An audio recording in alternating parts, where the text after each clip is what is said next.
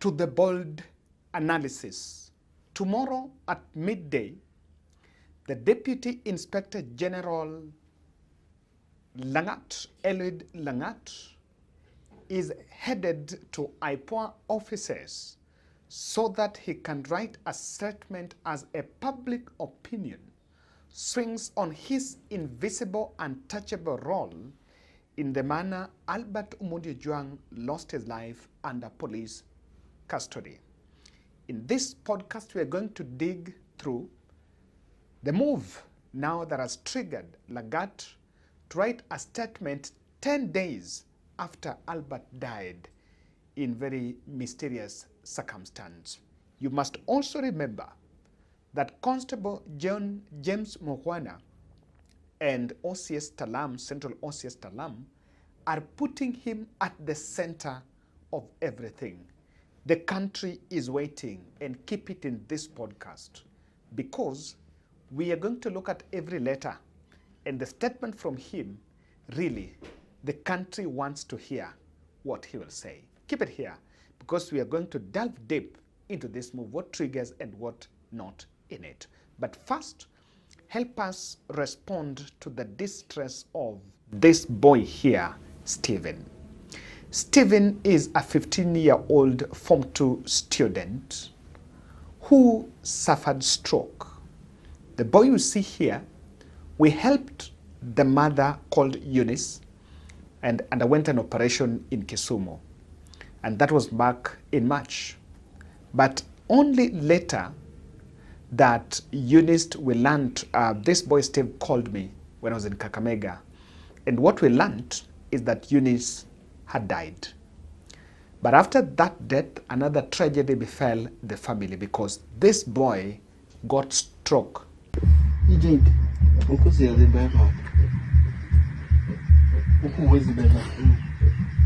Ukijaribu kuinua what you feel? Huh? 2 days later and had been bedridden. So I dispatched my team here in Siaya to take him to the hospital. Alikuwa pale peke yake with no support system. Akapelekwa hospitali and they've done the examination, and what has been established is that he's suffering a condition known as Guillain-Barré syndrome. So apart from this, because of spending much time kwa kitanda, he has also developed bed sores. So I know people understand what bed sores are. So ni vidonda, ni kidonda, just in the buttocks. So this has complicated, but what we are doing and what I've established is this is a long medication. It is not something that is going to take like today. It's going to take like even 6 months or so. But we are taking him for neurologist. He's been referred to neurologist in Aga Khan, Kisumu, which is supposed to happen, is going to be taken tomorrow, so that we get full examination, and from there, treatment is supposed to start immediately. And that is what I've managed is we really need a lot, and I'm asking you humbly, help us to stand in the gap for this boy who lost the mother, and in the family, amewachiwa na watoto wa 2 years ambao ndio wako. He's the only one who was now actually in school. Akana watoto wawili, waliacha na watoto wawili who are twins, who have also been taken. But the father disappeared in inheritance. Inheritance is ni ile ya kuchukua bibi ya mtu ambaye alikufa.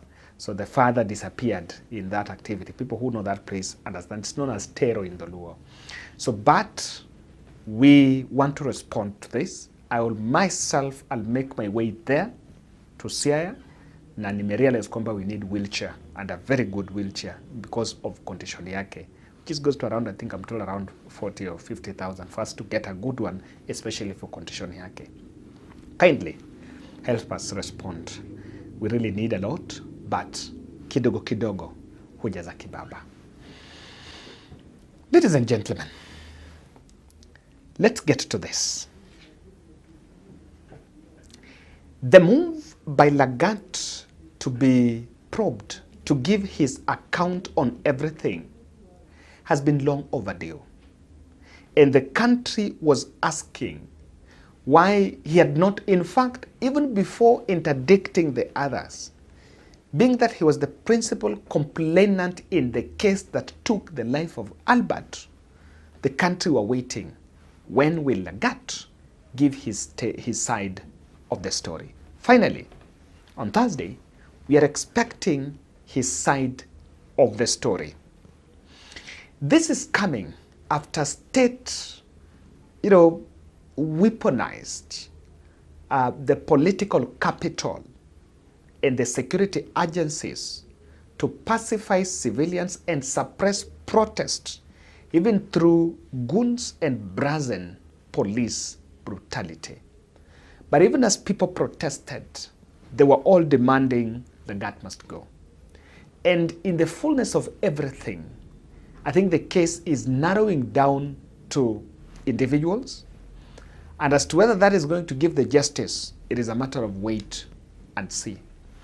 Let's just give account of what happened. Okari is explaining about death of that gentleman. Maybe just as we look into this. You look at this particular weapon that was used on Boniface is a Stuja P3000. Now, in layman terms, this is a hunting shotgun. And what this gun does, what is so scary and devastating in this case is, one, when you talk about bullets, you're also looking about the gauge. So this is a 12 gauge shell that was used, either a slug or a backshot. Now, let me explain it. A slug is one heavy piece of metal. So sometimes you have a plastic, it has sort of like a metal case at the bottom. The backshot is a group of metal balls. So you have one shot fired, but there are pellets within it. So it's like several bullets released at the same time. Now, the devastation at 3 feet away or 5 feet when Boniface was being shot here is a slug can actually blow apart the skull instantly. There's no chance of survival. 2, if it's a backshot with multiple bullets at once, it will destroy the brain instantly. It will tear through the skin, through the bone, and even through the brain. Now, if we are talking about Boniface surviving this at KNH, that will be a miracle. So my concern is, if we have a rogue unit within the police system, they're using these guns. Why use those type of guns? It's very simple, so that you remove the traceability in forensics. So you're not able to trace where this gun is coming from, because we have standards when it comes to firearms within the police service. So when you start seeing weapons being deployed that are not necessarily standard, then it tells you, zoom out, because we're zooming into this particular incident. Now zoom out and see the bigger picture of what is going on here. Indeed. Otiende Amolo in Parliament today argued that if IPOA cannot zero in to Lagat, then really there is no need of talking about investigation. In a sheer attack using the privilege of Parliament, the Rarieda Member of Parliament, who is the broad-based MP, is demanding answers, and as a lawyer, he's actually disparaging the notion or the narrative that Lagat has stepped aside. According to him, there is no provision for that in law, and it is just gaslighting the public. Speaker, there are so many gaps in that responses. Number one, for starters, we have been failed by IPOA. IPOA cannot, as the person investigating police conduct, attend a press conference where the police are explaining their own conduct. You cannot do that. IPOA cannot come and tell us that they have arrested people and they are prosecuting people for murder when the central suspect has not written a statement to date. How do you determine then who should be taken to court if you've not interviewed Eliud Lagat up to now? IPOA has failed us, and we must call them to order.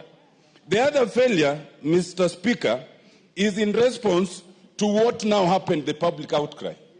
I read the statement of 16th June 2025, by the DIG Eliud Lagat, where he says he has voluntarily stepped aside. Mr. Speaker, there is nothing like stepping aside in law. I invite, Mr. Speaker, that we look at the National Police Service Act, we look at Section 17, we look at Section 95A. Under Section 17, the President can remove the DIG, can retire the DIG, or can redeploy the DIG. None of those can be done by the DIG themselves. Under Section 95A, the disciplinary process can only be done by a disciplinary committee of the National Police Service Commission. You cannot discipline yourself by saying you've stepped aside. What does that mean in law? Mr. Speaker, I want to suggest that this whole issue is a charade.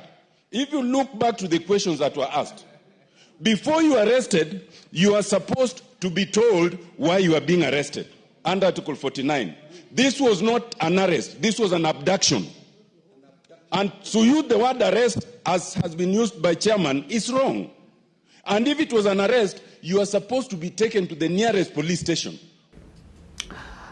I took time. Many people have been giving comments about this case, expert analysis, legal analysis, on security analysis. There have been all. There is also the political economists talking about the implication of this in the political economy of the country. The way government is spending a lot of money into managing all this. In the narrative, the dominant narrative the state was pushed to defend, or rather speak themselves to, is grand cover-up. IPOA, founding IPOA chairman, was in Citizen TV, seemingly suggesting that looking at everything, you cannot link.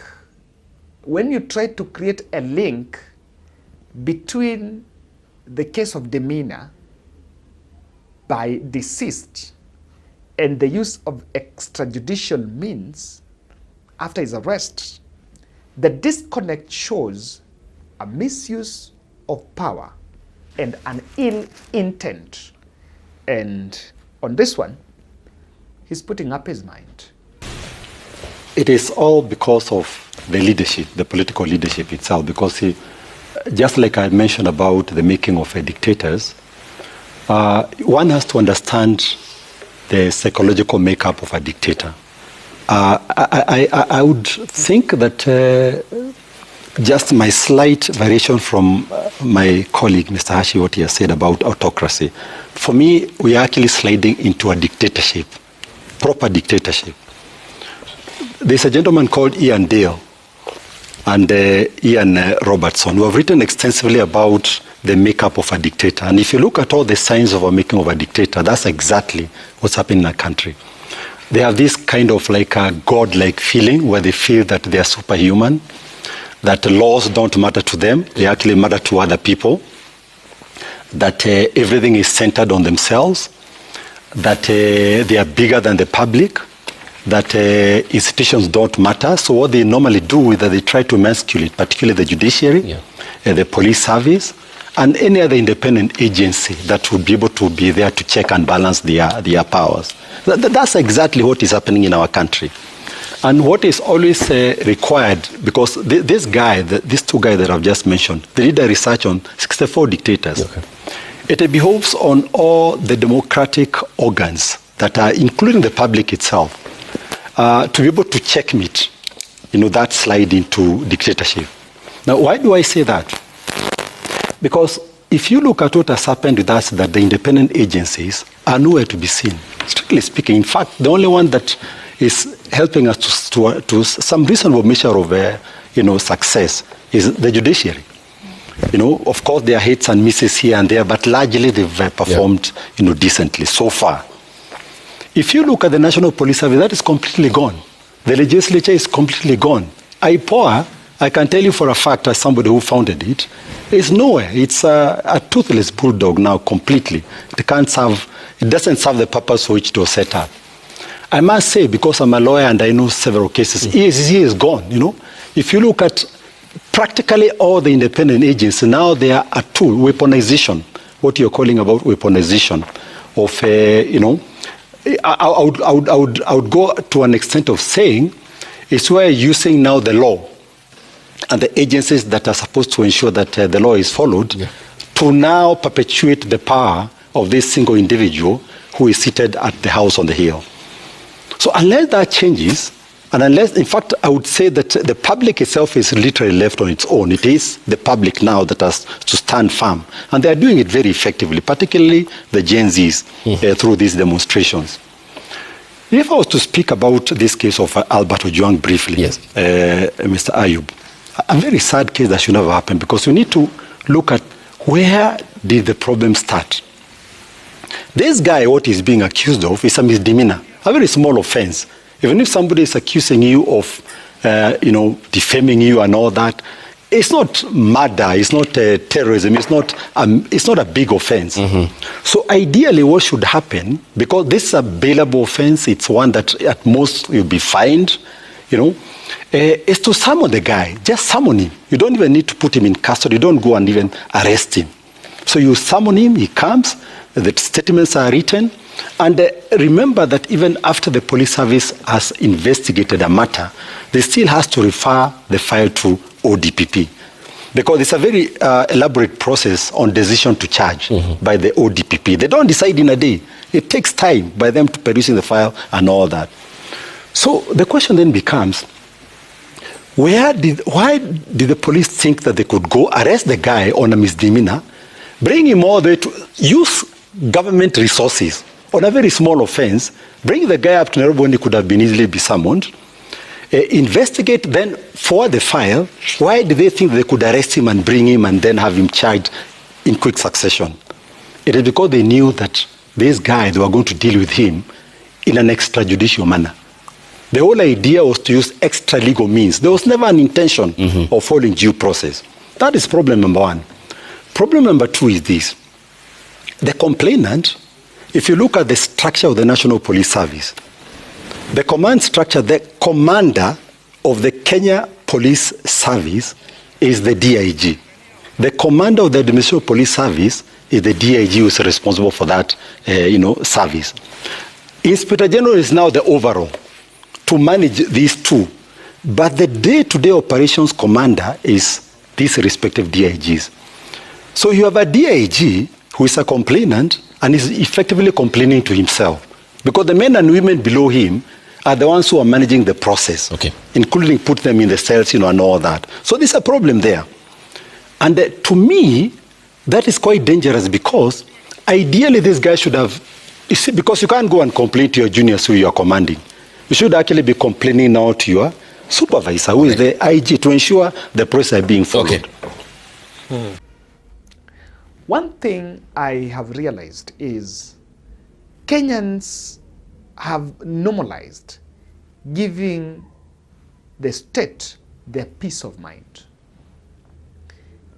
An advocate will give government his peace of mind. The journalist will give government his peace of mind. And everyone has been raising, including even the international community. But let me tell you, we've been covering all this. The move to go to a peer has come 10 days after Nani lost his life. After Albert lost his life. And this is the context why Lagat is now rushing to IPOA. James Mukhwana and Taalam damaging affidavits in terms of survival chances. We analyzed James Mukhwana, the constable who was arrested in charge of cell entry. He gave his account, and that damaging affidavit that we analyzed here was actually showing that the officers who already have been arrested are struggling, are surviving, are pushing for their own survival after missing out on the promised immunity from prosecution.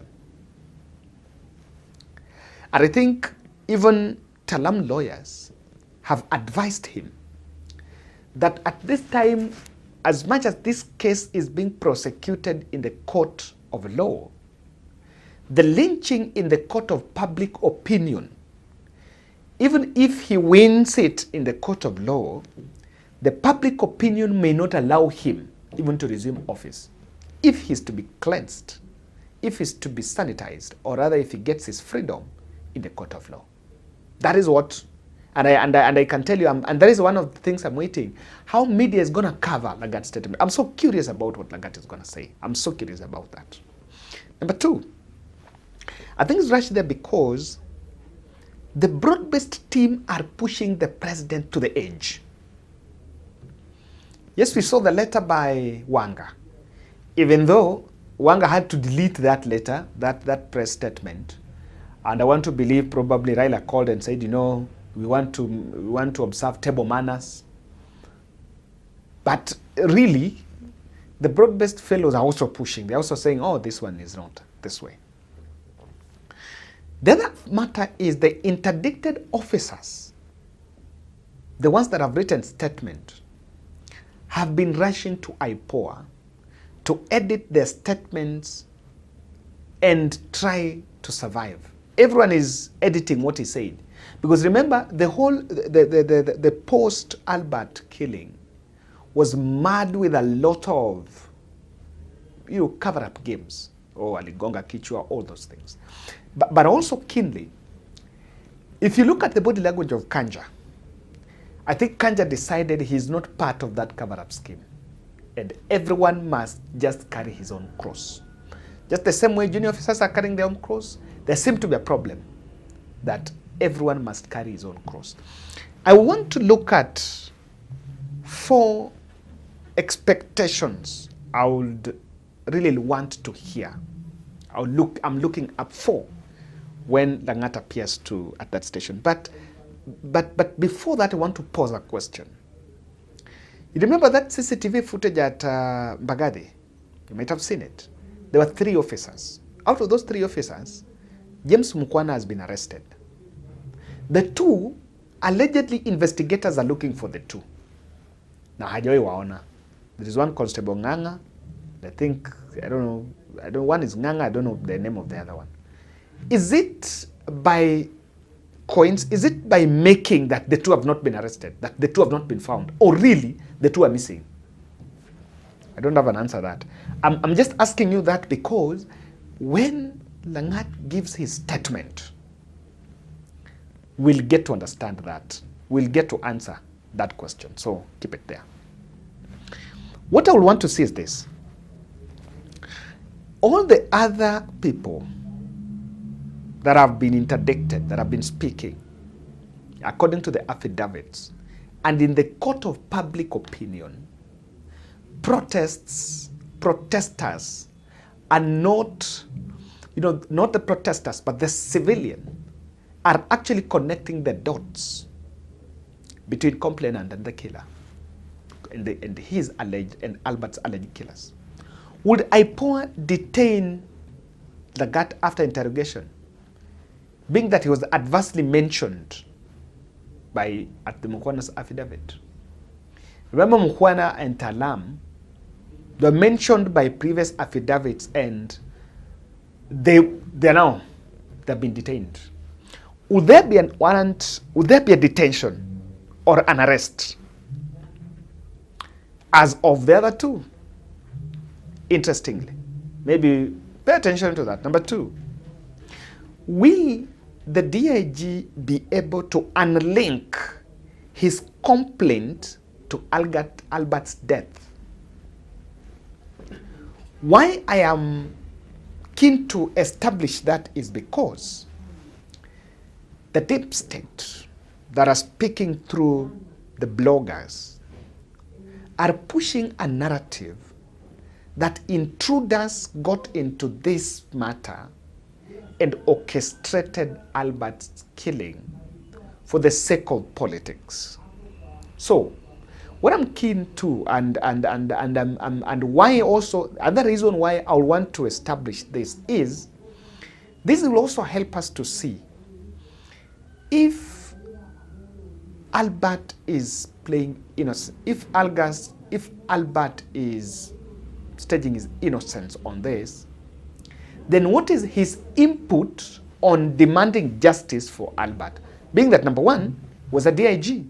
So the whole thing is also tainting the police system, the police sector. So I'm also keen on that yes, will he, if he unlinks, what will be his input as to who did this or his way forward on that? Maybe he doesn't have that answer, but just take it here, we'll wait. The third aspect is this.